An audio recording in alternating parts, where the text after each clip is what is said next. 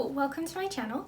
My name is Amanda and this is Birchandlily, where I talk about all of the crafty goodness that I've been up to over the past couple weeks.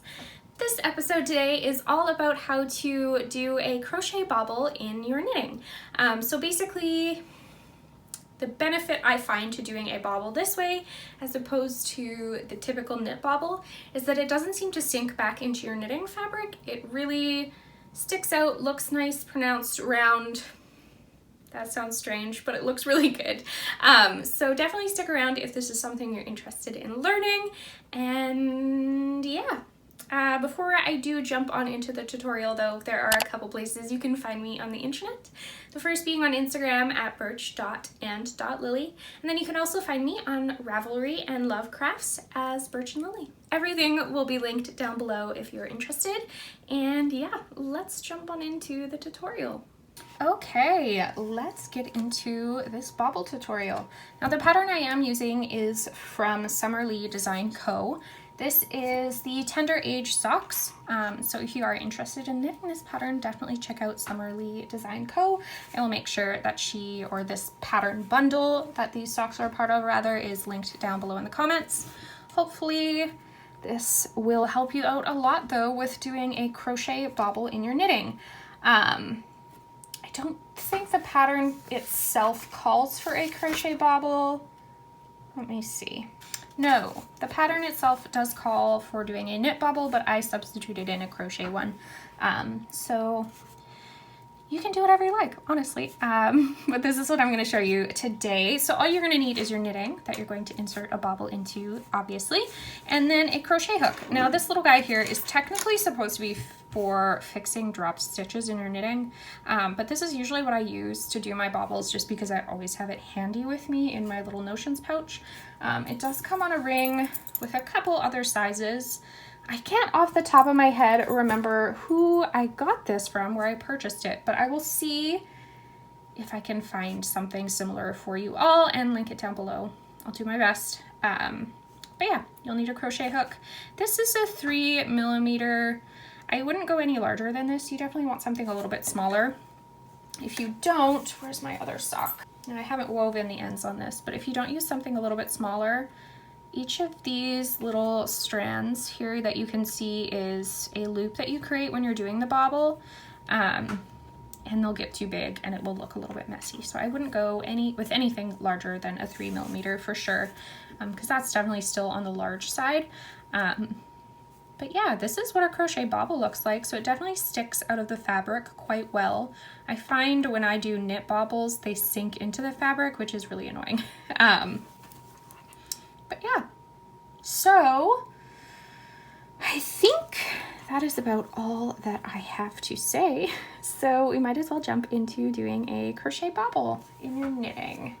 Okay, so I'm just going to get myself to the spot in the pattern where I need to do a bobble and we'll go from there. Okay, I am ready to do a bobble. Now what I will usually do first, because I'm a klutz and I will drop stitches otherwise, is take this needle, because I'm knitting magic loop, and just move it out of the way. Now I'm gonna tuck it into my knitting so it hopefully doesn't make a sound on you guys, because I know that would drive me nuts, but you don't have to do that normally. You can just let it dangle. So what I will do is insert my crochet hook into the next stitch as if I was to knit. You're now going to get that out of the way, wrap the yarn around and pull a loop through. Now you're going to go back, yarn over, come back to the front, and do another loop like you did originally. So now you have 3 on your needle. Now I think for these bobbles I did so that I had, did I do 7 stitches or 5? I'm gonna do 7 and we'll see if it looks the same as my other sock because I didn't make a note on it, and if not we'll do 5. But okay, so we'll do the exact same thing that we did. Go back, yarn over, come back to the front, go through the stitch as if to knit, and pull through a loop. So now we have 5 stitches sitting on the crochet hook. We'll do that one more time.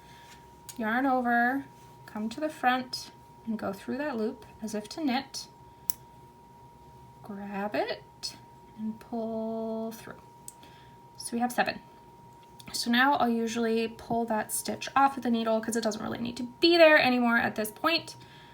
What you're gonna do to finish this is, again, yarn over, and you're gonna pull this through all of these stitches. Now it's important to make sure that you don't make these too tight, because if you do, you're gonna have a really hard time pulling that through.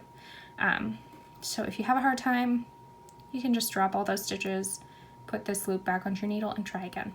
So I've pulled that through all those loops. I'm gonna yarn over again and pull through that one, and you're good to go. So that bobble is done. So now what I would do is pull this needle back because I'm ready to knit again. And this stitch can go onto your right hand needle because you're all done with it. Your bobble is done. And that looks correct. So I definitely did 7 loops on my last sock. You can do as many or as little loops as you want.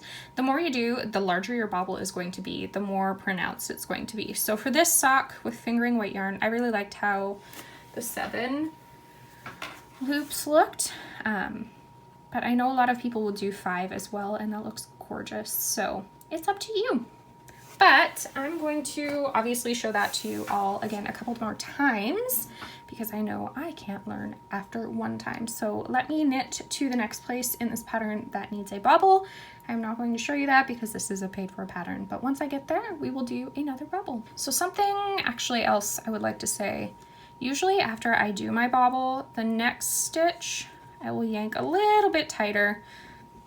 Crochet bobbles don't usually sink into the fabric for me, but I do want to make sure that that stitch is a little bit snug so that there's even less chance of this bobble sinking backwards into my knitting fabric.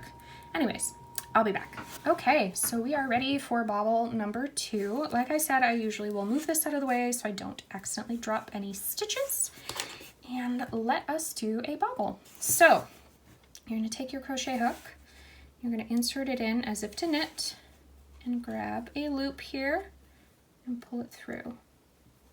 So now I have 1 loop on our crochet hook. Now we're going to go to the back, yarn over with this little guy, come back to the front and go through that loop as if to knit again and pull a strand. Now we have 3. Do that again, yarn over, through that loop, pick up a strand and back through. Now we have 5, and one more time, yarn over, come to the front, and go through the loop as if to knit and pull through another strand. So we have 7. Now I'm going to just yank that off of there because we don't have to be on there right now. Usually I leave it on there for security purposes in case I mess up.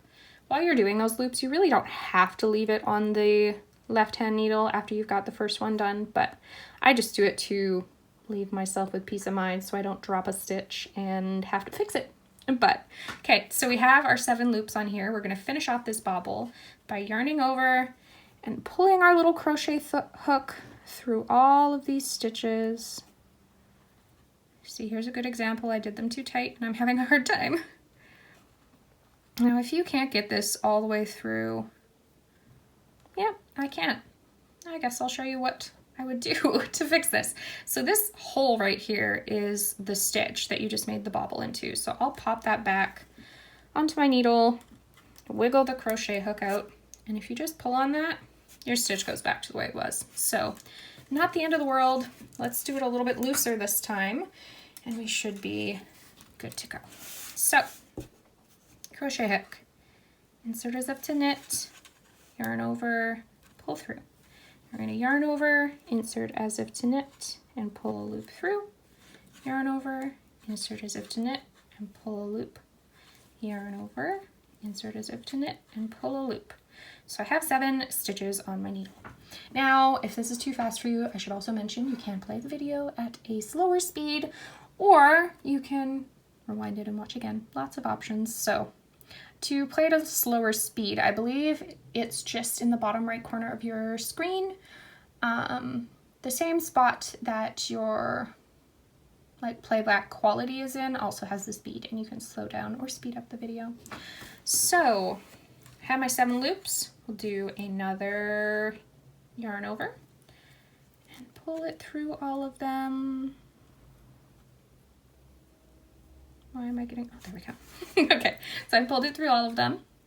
Now I'm going to do that one more time, yarn over and pull it through the only loop that's on my crochet hook, and stick this back onto my needle. So like I said, now I would fix this needle here, get it back onto my stitches so that I'm ready to knit. And this bobble is done, so it can go onto your right hand needle because you're done doing your crochet bobble. So there we have it. Like I said, pull this next stitch a little bit tighter and you're good to go.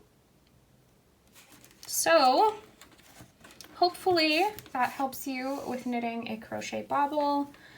They're so pretty.